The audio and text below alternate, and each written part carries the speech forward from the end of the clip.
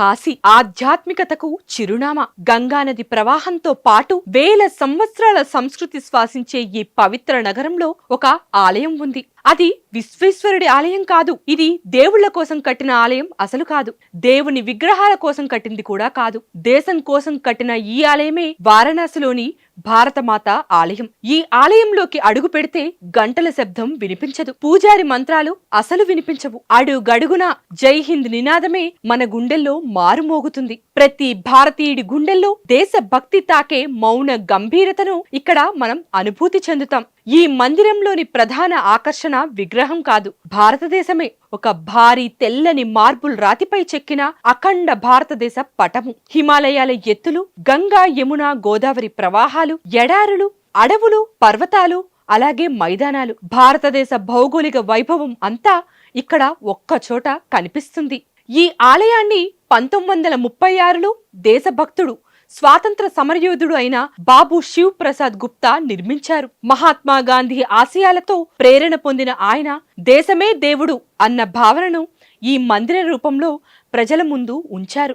ఈ ఆలయాన్ని మహాత్మా గాంధీ స్వయంగా ప్రారంభించడం దీనికి చారిత్రక ప్రాముఖ్యతను మరింత పెంచింది. భారత్ మాత మందిరంలో ప్రతి అంతస్తు భారత నాగరికతకు అద్దం పడుతుంది. స్వాతంత్ర ఉద్యమం, భారత కళలు, సంస్కృతి, వివిధ ప్రాంతాల సాంప్రదాయాలు, ఒక దేశంలో ఎన్నో వైవిధ్యాలు ఇలా ఐక్యతగా ఎలా నిలిచాయో ఈ మందిరం చెబుతుంది. ఇక్కడికి వచ్చేవారు భక్తులు మాత్రమే కాదు, విద్యార్థులు, పర్యాటకులు, దేశాన్ని తెలుసుకునేవారు, ప్రతి భారతీయుడు కుల మత తారతమ్యం లేకుండా ఇక్కడి భారత మాతను దర్శించుకుంటారు. ఇది పూజ చేసే ఆలయం కాదు, భారతదేశం గురించి ఆలోచింపజేసే ఆలయం.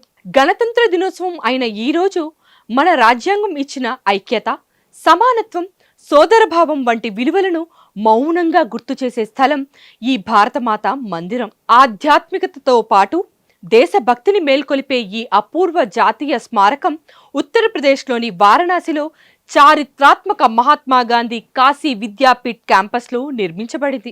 ఇప్పుడు ఈ ఆలయ నిర్మాణ శైలి, అలాగే దానిలోని పొందుపరిచిన అద్భుత కళా నైపుణ్యం గురించి చూద్దాం రండి. ఇది సాధారణ భారతదేశ పటం కాదు. 9.5 మీటర్ల పొడవు, అలాగే 9.5 మీటర్ల వెడల్పుతో మక్రానా మార్బుల్తో చెక్కిన అఖండ భారతదేశ హై రిలీఫ్ మ్యాప్ ఇది. ఈ పటంలో హిమాలయాల ఎత్తులతో పాటు గంగా, సింధు, బ్రహ్మపుత్ర మరియు గోదావరి నది ప్రవాహాలు, అంతేకాకుండా పుణ్యక్షేత్రాలు, పర్వత శ్రేణులు అన్ని అత్యంత శాస్త్రీయ ఖచ్చితత్వంతో చెక్కబడ్డాయి. వర్టికల్ స్కేల్స్, అదేవిధంగా హారిజాంటల్ స్కేల్స్ మరియు అక్షాంశాలు, రేఖాంశాలు కూడా ప్రపంచ పటానికి తగ్గట్టుగా సరిగ్గా అమర్చబడ్డాయి.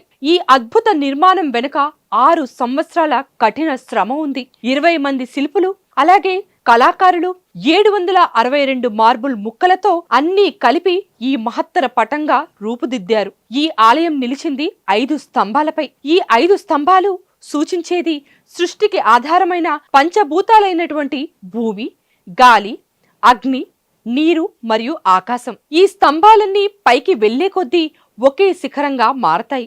అది భారతదేశ ఐక్యతకు ఒక ప్రతీక.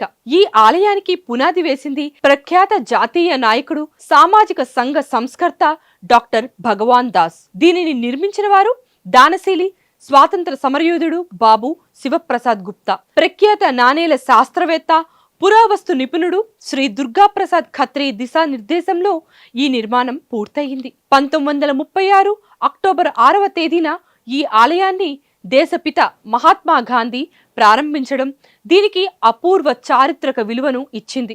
పై బాల్కనీల నుంచి గనుక చూసినట్టయితే మన పూర్వీకులు ఎంతెంత దూరాలు నడిచారో ఈ మ్యాప్లో ఇట్టే అర్థమవుతుంది. బేస్మెంట్లోని ఒక చిన్న గదిలోకి వెళితే పర్వతాల ఎత్తుల మధ్య తేడా కళ్ళ ముందే స్పష్టంగా కనిపిస్తుంది.